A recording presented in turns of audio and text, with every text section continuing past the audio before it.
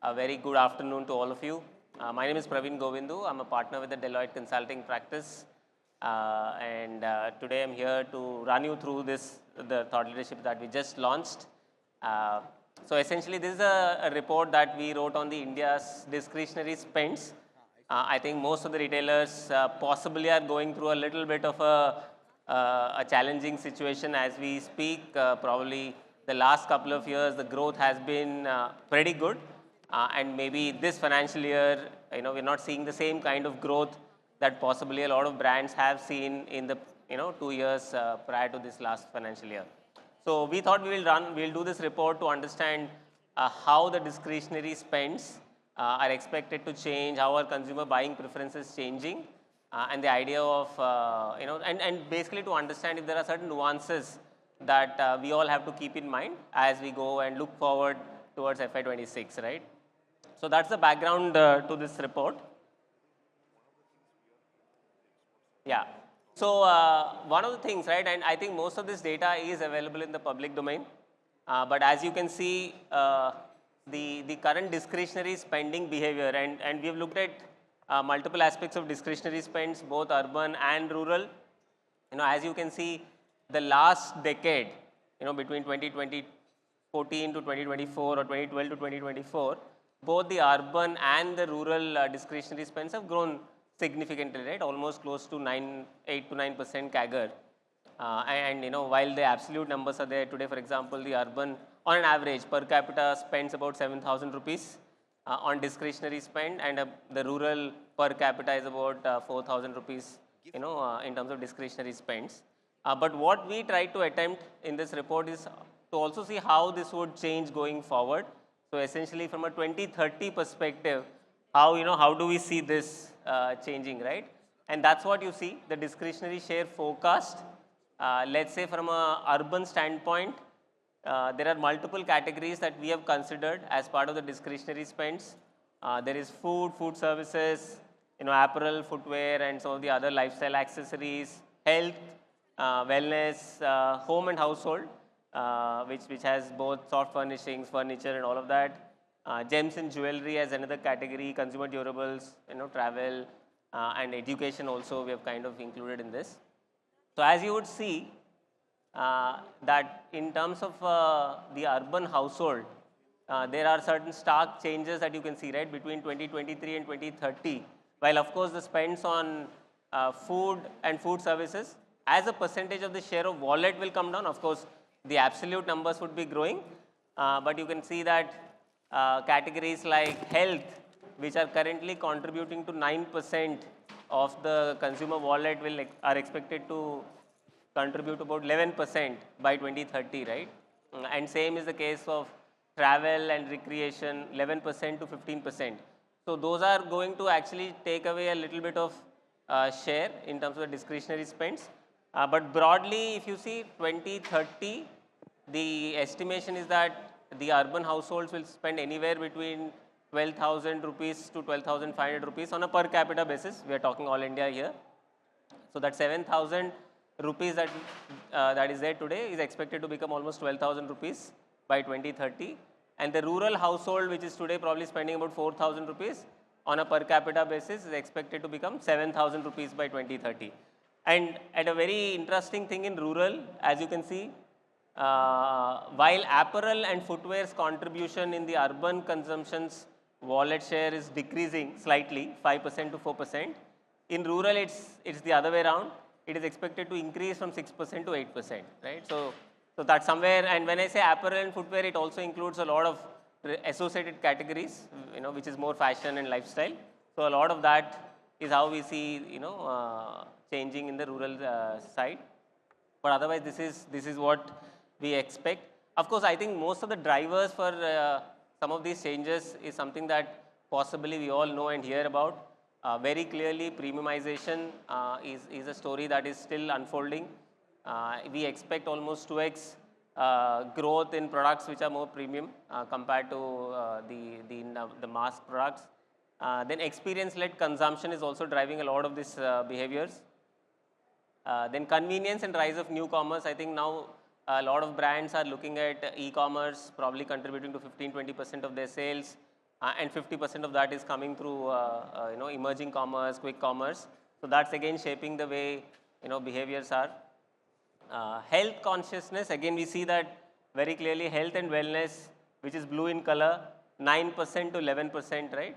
So we anticipate that a lot of subsectors within retail and health and wellness as a category itself is also expected to grow significantly on the back of consumers giving that importance to health. In fact, we did another study.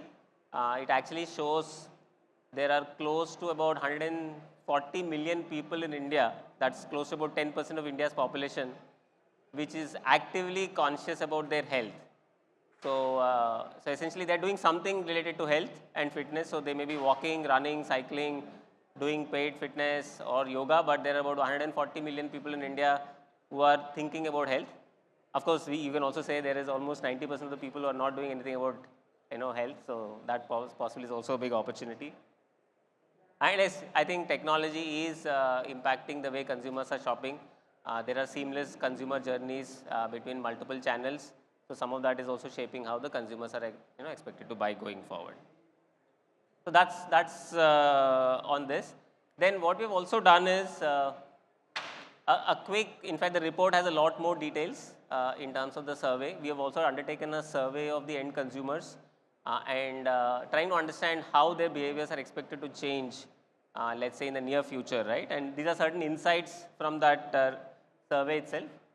Let's, for example, under food and food service, 70% of the consumers have increased their spends on fruits and vegetables, which again means discretionary. Yeah, this is actually interesting, right? 78% of the consumers are ready to pay more for healthy products. 63% of them said they are willing to pay more for natural products, and 55% have said they are okay to pay more for organic products, right? Again, something which is interesting. Apparel and footwear and fashion, Gen Z, I think again, in India today, 376 million people are Gen Z. So officially we are a Gen Z economy. So, and that kind of shows here 45 to 48% of lifestyle purchases are going to be driven by Gen Z. And this is the other thing, right? 45% consumers identified sports, active, casual wear as primary categories for increased spending.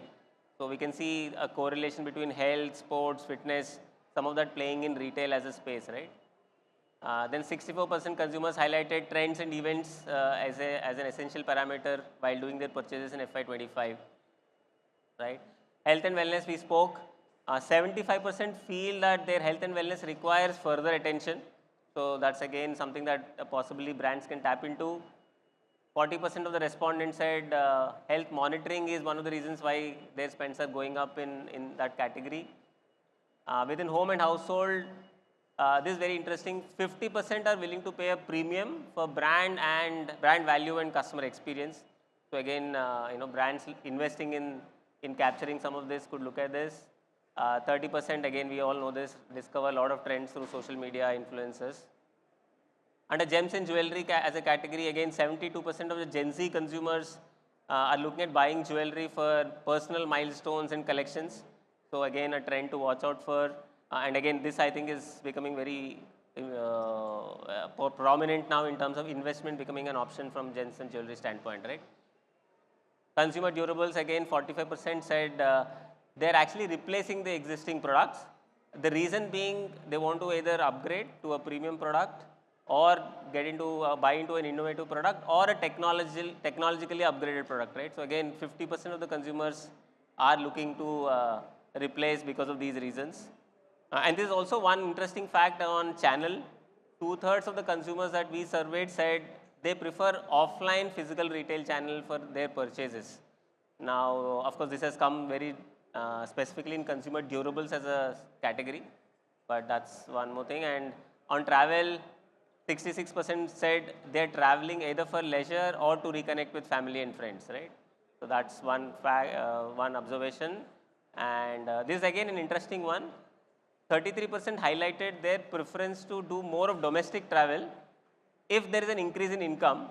So of course we didn't kind of do this when the government is announcing their budget, but still I think now assuming that there is an increase in income, disposable incomes, possibly this will also be true.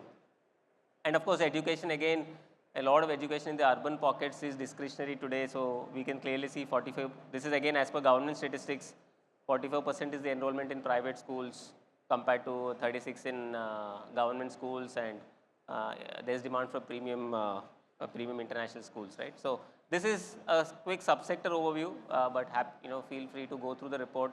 There could be a lot more findings there. And I won't spend a lot of time on this, but what are the key implications for the brands going forward, right? So I think very clearly the strategy from, to attract new customers will have to go beyond urban. So rural and probably the tier 2, tier 3 places are expected to drive a lot of growth. And how do we then engage with customers in those places? Then accelerate premiumization, we spoke about it. How can we do that? Omni-channel experiences to drive engagement. We saw that customers are looking at experience-led journeys. So how do we again look at that? Adapt to many India, somewhere correlated with rural, but also beyond rural, regional diversity, and other forms of cultural diversity, embracing local preferences, particularly in categories like food and, let's say, gems and jewelry. Then go beyond cost, right? How do we look at enhancing the value and also communicating that value to the customer, right? Because now most customers are brand conscious, but at the same time they're also value conscious. So how do you communicate that and then engage with the customer, loyalty driven, right? Again, one of our surveys clearly states that consumers are not brand loyal. So then how do you kind of come up with initiatives which can keep the customer within our fold? Yeah, we spoke about digital. So how are we also leveraging digital and technology to engage better with the customer, whether it is a CRM, whether it is a lead management system? I think some of the technologies that were spoken just before this, how can they also shape the consumer journeys better? And then the last thing is, how can we also partner with the multiple stakeholders in the ecosystem, whether it is the influencer-led ecosystem or partnerships or alliances with like-minded brands or complementing brands, right? So that's broadly the implications for brands. But broadly, this is what the report talks about. So happy to take any questions. Maybe I don't think we have time now, but happy to chat outside the room, and if there's anything, happy to share more insights. But thank you so much for giving us this opportunity. Thank you.